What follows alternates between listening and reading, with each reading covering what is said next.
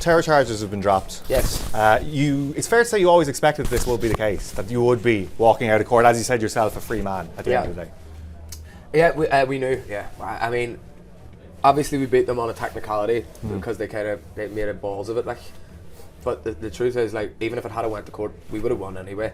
It's just obviously we constantly fallen into using the buzzwords, but it was a complete circus. Like, it was a carnival distraction of what's actually going on, and the more that they could drag this out, the longer that they could, keep this in the news rather than talking about the actual issues. As our manager Dan Lambert said on the podium today and stuff, like 87 people were murdered, entire families were murdered just today, and this whole like circus is what's making headlines and stuff. So that's the real sad truth of it, unfortunately. But obviously for me personally, it's just a relief that it's finished. How did it feel to see, and that has been now for all three of the hearings, to see the crowds that gathered there? London's Irish community were out there. You had people from Palestine out there. You had people who were just appalled by what they saw as just, as you say, a circus. Well, it just goes to show now that because of, without giving too much credit, like people like ourselves and other bands like Fontaine's and people in, public figures that are still kind of breaking that barrier down and constantly talking about Palestine to the point where it isn't this taboo subject anymore, that people are able to openly go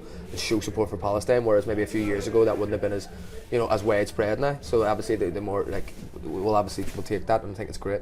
I don't think we're doing much for Irish stereotypes though. Why is nobody working during the day? Why are they all outside the court? It's fair comment, fair comment, but even that. But like the message, a joke. I'm very grateful. The message though to people like Keir Starmer and Kemi Badenoch, all these people, even the commentators here in the UK, people like Piers Morgan, who've been saying that what happened when you were on stage in Kentish Town there, that this was deplorable, that this was something that shouldn't be celebrated, all that sort of stuff.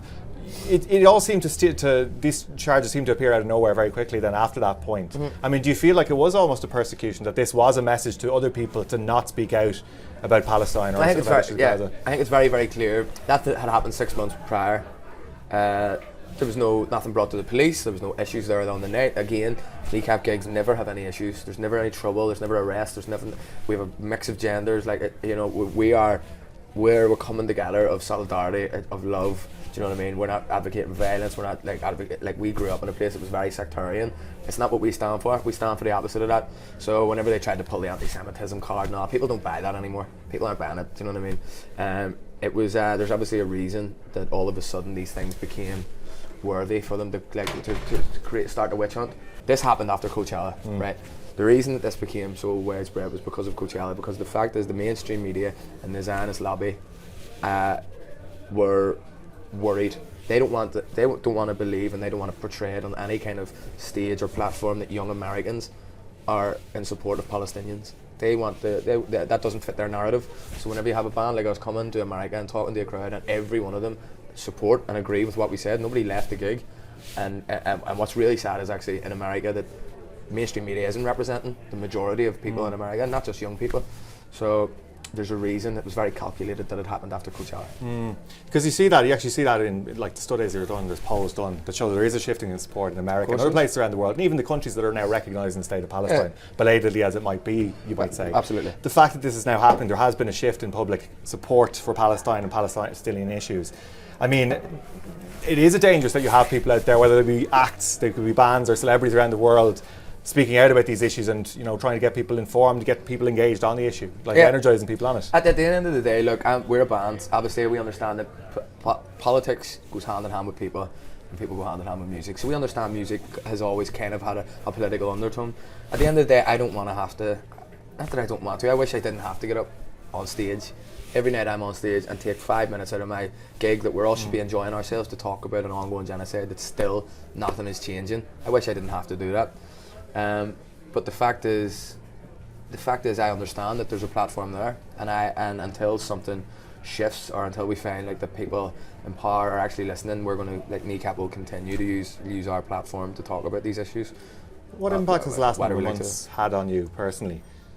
I don't know really. Yeah. It's one of the ones, like, obviously whatever stress I'm feeling, I can imagine it's an awful lot more stressful in Gaza and now in the West Bank on top of it. So it's one of them things. Yes, it's been a bit of a nightmare for me, but again, like, if we're talking comparisons here, I'll get over it. Yeah. There's a lot of stuff that is irreparable in Gaza already. This stuff I'll bounce back as we do. Did you ever think that you might go down for it? That they might, proceed with this and actually? It's gonna. No, I didn't think that at all. Actually, also we have the absolute incredible, the best lawyers that could have possibly been involved in the case were there.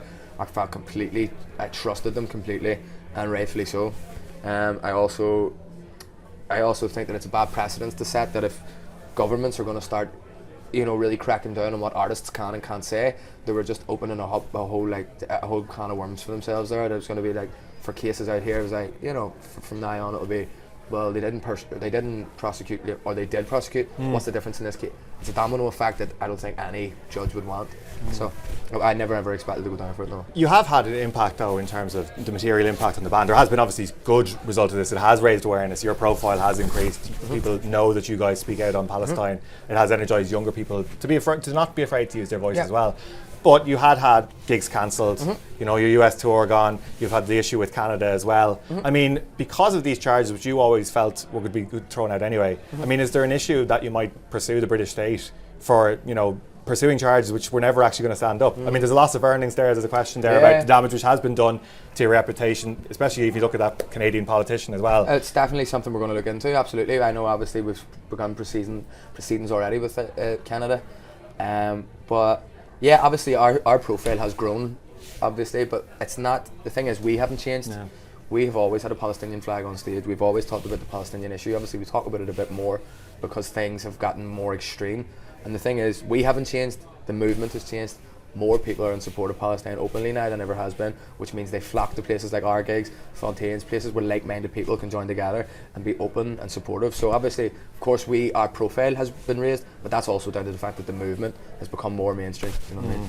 How important was it? I mean, you're obviously a very tight-knit group. You had your families were all there. You have your manager, your legal team, all these friends and supporters as well as there.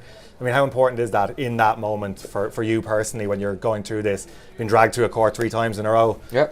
On terror charges, which is a very, it's a very high level of a charge to be bringing to people. That'd be. I think it's just a general rule that everyone should have in life anyway. You should be surrounded by good people who care, people who have your back in general.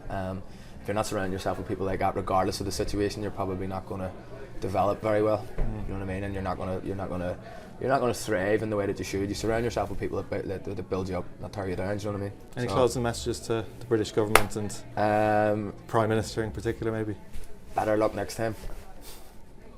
One more then for me, just in terms of what your message is to people who have supported you, because there has been a huge support from people in Ireland, there has been a huge support from people here in London, around the world. There's been a huge interest in this case and in you guys, and the message that you have exported around the world about Palestine and other social justice issues as well. What's your message to everybody at home in Ireland, everywhere around the world, who have been in your corner throughout all of this? I think it's I don't need to lecture the Irish people. We've been very good historically on issues like this, so the last thing they need is to listen to a wee head case from West Belfast trying to lecture the Irish people on politics. We're always on the right side of history. We have been throughout history. Do you know what I mean? So may it continue. Do you know what I mean? And anybody who hasn't felt the need or hasn't spoke up yet, it's not too late. You probably should have done it already, but also stop eating McDonald's, stop drinking Coca-Cola, just do your wee bit. Nobody's perfect, but we can all do our bit now because time's running out. Yeah, that is important. Let's bring it back around to Gaza, because I mean, as we speak, annexation is continuing in the West Bank. You have had, the incursion in Gaza City. It is intensifying. Like while this story will have headlines today, there has been, a renewed focus, or there needs to be a renewed focus, I'm sure, on what's actually happening on the ground in Gaza. Exactly. Don't buy into this whole thing too much about following us or the whole story with us and stuff. After today, forget about it and let's focus on the real issue again. And that was what this was all about. This was never about me. The story is Gaza, and let's make sure we remember that and don't let them distract us too much, because the Palestinians are running out of time.